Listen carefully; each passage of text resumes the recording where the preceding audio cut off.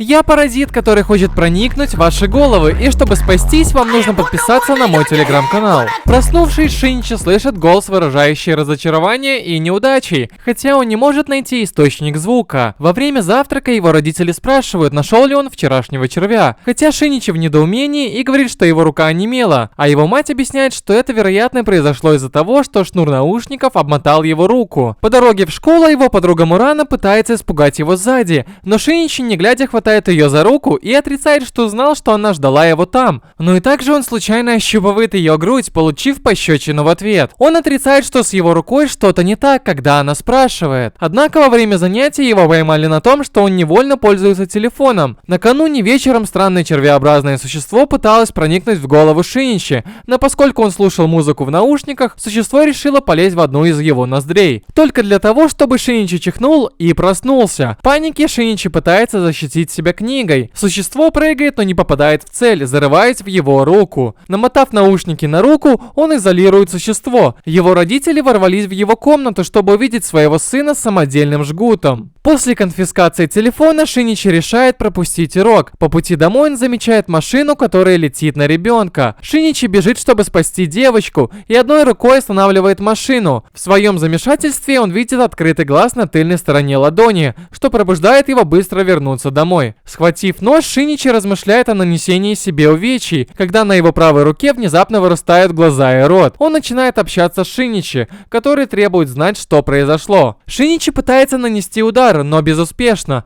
Существо просит его помочь научиться говорить, прежде чем заснуть. После исследования Шиничи он просыпается на следующее утро и обнаруживает, что его правая рука обучается, но он не может найти никакой информации о своем собственном виде, хотя он знает, что не смог занять мозг Шиничи. К счастью, он предлагает отказаться от контроля над его рукой, пока он спит, предлагая им сотрудничать, поскольку это выгодно обеим сторонам. Шиничи идет в школу другим путем, признавая, что думал пойти в полицию, хотя его рука возражает. Внезапно, почувствовав другого представителя своего вида, он убеждает сопротивлявшего хозяина следовать сигналу. Пара ловит собаку, совершающую поступок каннибализма, которая выражает свое недовольство хозяином. Они начинают бежать, когда пес преследует их. Он распускает крылья, но это не ровнее правой руке Шиничи, который быстро удаляет сердце собаки. В другом месте кто-то нокаутирует троих мужчин, которые пристают к женщине, предлагая проводить ее до дома. Когда мужчину догоняют, его бьют по голове арматурой. Он замечает, что его желудок недостаточно большой для них четверых, его лицо превращается в оружие, и он убивает обидчиков. Шиничи идет в школу. Теперь, когда его правая рука стала разумной, он полагает, что у него должно быть имя. Они решают назвать его Миги. Позже, помогая ему забить голы в корзину во время физкультуры, Нагай начинает завидовать, а Мурана прощает его за вчерашний день. Снаружи Нагай нападает на Шиничи.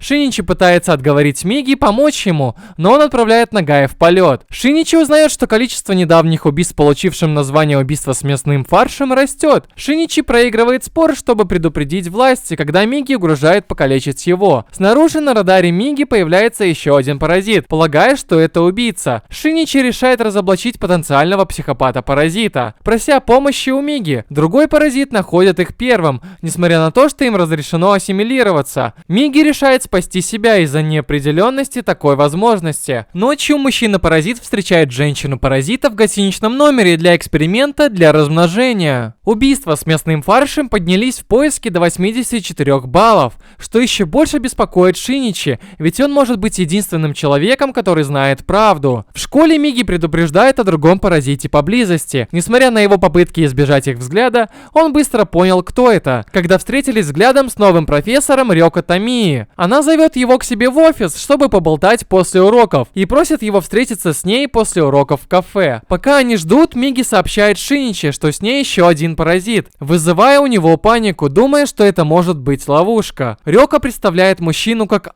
когда они прибывают. Она рассказывает, что забеременела после экспериментов. Оказывается, ребенок-человек. После того, как убегает до окончания встречи, он снова появляется в школе Шиничи на следующий день, убивая всех на своем пути. Миги выдвигает идею использования других учеников в качестве мясных щитов. Не соглашаясь, Шиничи придумывает альтернативный план с использованием неодушевленных предметов, чтобы преградить ему путь. Пара обсуждает, как эффективно бороться со злоумышленником. В отличие от они команда, которую другие паразиты недооценивают. Миги вооружает Шиничи будущее. По крайней мере, так у них есть шанс. Им нужно только быть на расстоянии вытянутой руки. Миги имеет смысл сосредоточиться только на защите, пока Шиничи сокращает дистанцию. План удался. Шиничи удается нанести удар нападавшему в грудь. Несмотря на то, что рана не смертельная, а отступает. Остановить кровотечение уже слишком поздно. Рёка не хочет его спасать. Вместо этого она взрывает паразита вместе со своим новым офисом. Хоть и она вызвала взрыв газа, она теряет работу за сокрытие информации об отце своего ребенка. Вскоре после этого она противостоит Шиничи и Миги,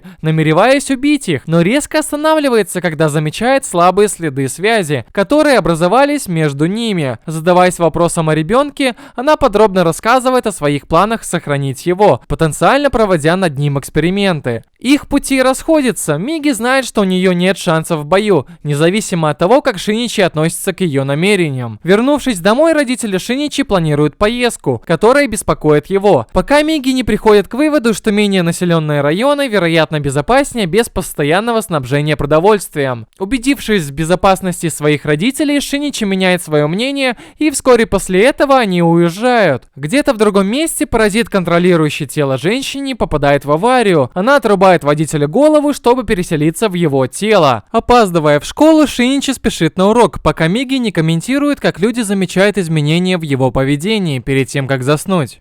Шиничи борется с идеей потерять свою человечность, когда он встречается с Нагаем, на которого напали головорезы Мицуо. Но когда его девушка Кана жалеет Шиничи, она замечает что-то не совсем человеческое, глядя ему в глаза. Мицуо начинает ревновать, когда Кана зацикливается на Шиничи, доходя до того, что они похищают Сатоми, чтобы заманить его в ловушку. Прежде чем Миги сделает что-нибудь опрометчивое, появляется Нагай с группой друзей. Позже он снова сталкивается с Каной, но внезапно ее поведение меняется, когда она сжимает его правую руку. Миги предупреждает его держаться от нее подальше, узнав, что она способна обнаруживать паразитов. Между тем, водитель из аварии не может удержаться в теле мужчины. Когда родители Шиничи в отпуске, паразит обезглавливает мать Шиничи и перемещается в ее тело. Отец звонит ему из таксофона, разглагольствуя о смерти матери и говоря про какого-то монстра. Когда его мать появляется в доме, Шиничи отказывается верить, что она была захвачена паразитом. Он отчаянно пытается достучаться до нее, удерживая Миги. Заметив, что мозг Шиничи не контролируется, паразит пронзает его грудь. Лезвие проходит насквозь и пронзает его сердце. Шиничи падает, а Миги вступает в бой. Перемещение к его сердцу позволяет Миги медленно восстанавливать его повреждения и мигрируя обратно в его правую руку через кровь. Через несколько дней Шиничи просыпается и обнаруживает, что дыра в его груди затянулась. Но это не все. Ему больше не требуются очки, и его общее телосложение улучшилось. В больницу Шиничи звонит по поводу своего отца, и он тут же собирает сумку. Выбежав за дверь, его встречает Мурана, которая выражает свое беспокойство. Шиничи утешает ее и обещает вернуться и мчиться в аэропорт. Когда он прибывает в больницу, его отец уже сомневается в собственной памяти после того, как следователи утверждают, что его жена жива. Шиничи пытается достучаться до него, но его отец его не слушает. Похоже, изменения не только физические,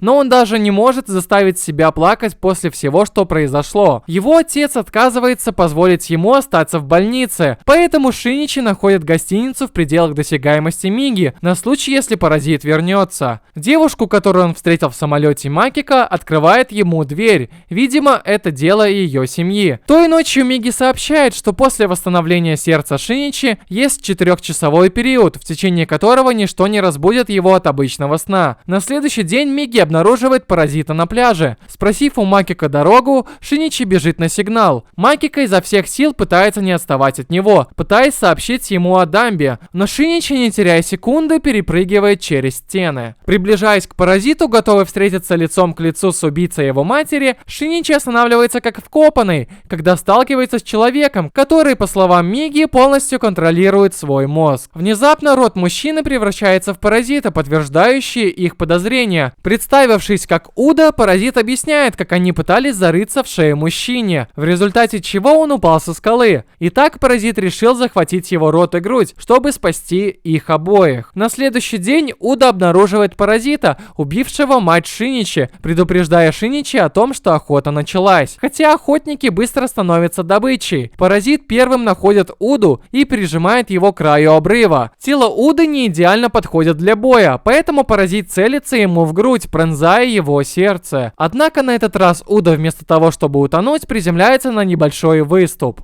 Прежде чем Шиничи догонит их, Миги засыпает. Ужасное время для того, чтобы рука заснула. К счастью, Миги трансформируется в лезвие перед сном. Он догоняет и противостоит матери, убивая пиявку, но убить собственную мать не так просто, как мог он подумать. Паразит наносит удар, пока Шиничи колебается, но не волнуйтесь, паразит Уды начинает внезапную атаку, ведь он заранее переставил органы в груди Уды. Шиничи и его отец возвращаются домой после его выписки из больницы. Рёка Тамия просит другого паразита перевестись в школу Шиничи, чтобы следить за ним. Мицуо противостоит Шиничи после того, как Кана отмахивается от него, но все идет не так, как он планировал. Шиничи быстро справляется с ним, а Мурана видит последствия и задается вопросом, остался ли он тем же человеком. Во время прогулки домой Шиничи использует свое новое обостренное восприятие и чувствует собаку на грани смерти. Собаку уже невозможно спасти, и когда ее сердце останавливается, Шиничи просто выбрасывает ее в мусорное ведро и расстраивает Мурану, которая начинает его избегать. Вернувшись в школу, Миги чувствует нового ученика,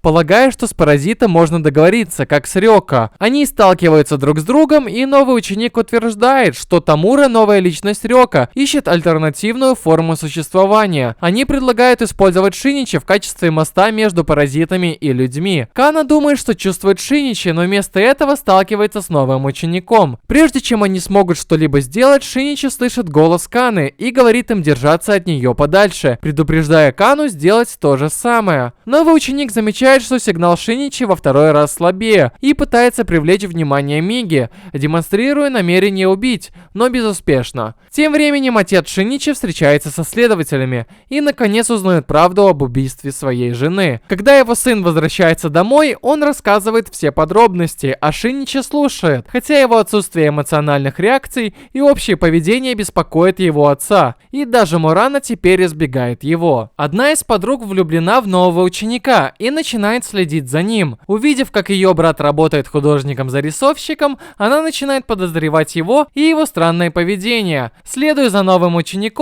она становится свидетелем того, как его голова исправляется после того, как бейсбольный мяч пробивает ему череп. Шиничи пытается помириться с Мураной, а Миги предупреждает Шиничи о намерении убить паразита. Он спешит на место происшествия и обнаруживает, что банда Мицуо собирается напасть на переводного студента. Шиничи говорит банде, что они связываются не с тем человеком и предлагает позаботиться обо всем вместо них. Шиничи точно определяет настоящего лидера банды, убеждая его уйти, опасаясь за свою жизнь. Юко продолжает преследовать нового ученика. Увидев, как изменилось его лицо, она убеждена, что он паразит, и подтвердила это на примере своего брата. Когда она противостоит ему в школе, у паразита нет другого выбора, кроме как заставить ее замолчать навсегда. Миги чувствует его намерение убить одноклассницу, предупреждая Шиничи, который впадает в ярость, требуя знать, где они находятся. Увидев, что место Юко пустеет, он уходит из класса, чтобы спасти ее. Пока паразит загоняет Юко в угол, она спотыкается и уклоняется от его атаки.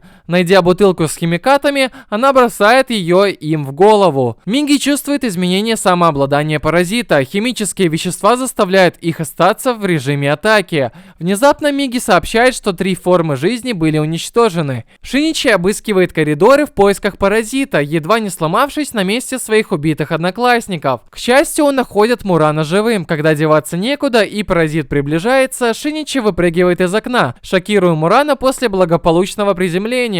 Шиничи решает позаботиться о паразите, так как чувствует себя виноватым за то, что не сделал этого раньше. Вместо того, чтобы снова войти в школу, он поднимается на ближайшую крышу, берет камень и бросает его с такой силой, что стирает сердце паразита и оставляет воронку от удара в бетоне позади его. Школа решает скрыть инцидент, но Шиничи считает, что публика заслуживает знать. Миги не согласен сотрудничать с правоохранительными органами, чтобы выслеживать себе подобных. Во время Во время встречи, на которой члены правительства обсуждают, следует ли раскрывать правду, врач предлагает выдернуть несколько волосков с головы, что было бы самым простым способом определить, является ли ваш собеседник человеком, ведь клетки паразита корчатся и умирают при отделении от хозяина. Правительство не раскрывает их существование, но выдергивание пряди волос становится новым способом приветствовать людей довольно быстро. Увидев сон, в котором ее спас Шиничи, Кана пытается подобраться к нему поближе, даже взяв прядь его волос на память. Он снова предупреждает ее держаться подальше от тех, кто подает тот же сигнал, что и он. И даже Миги говорит Шиничи, чтобы он больше не виделся с ней. Где-то в другом месте новый паразит проникает в убежище Якудзы и начинает убивать каждого человека в здании. Он говорит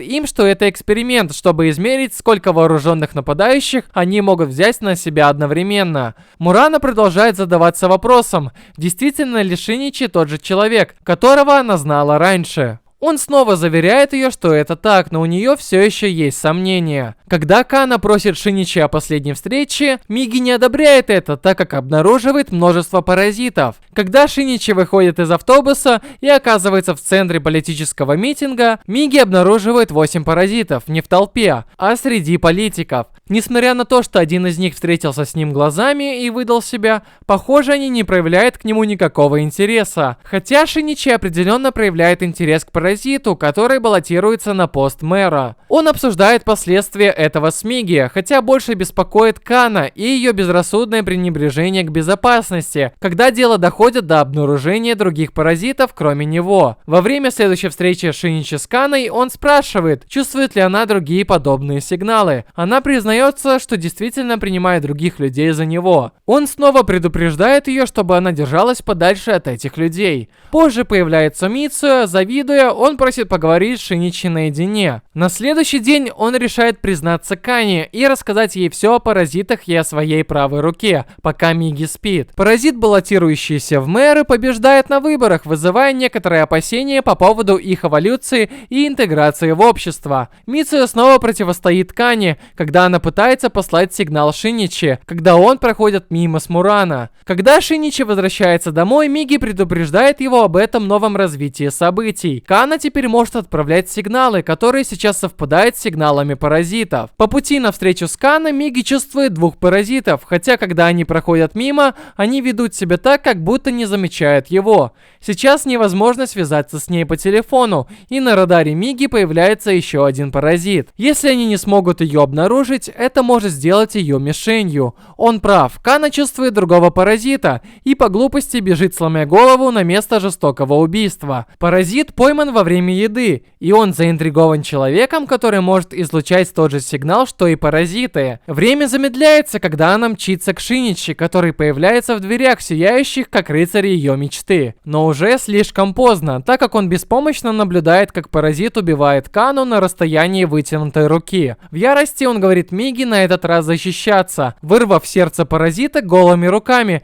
и бросив его через стену. На последнем издыхании Кана рассказывает ему, как она продолжает видеть этот момент в своих снах. Конец.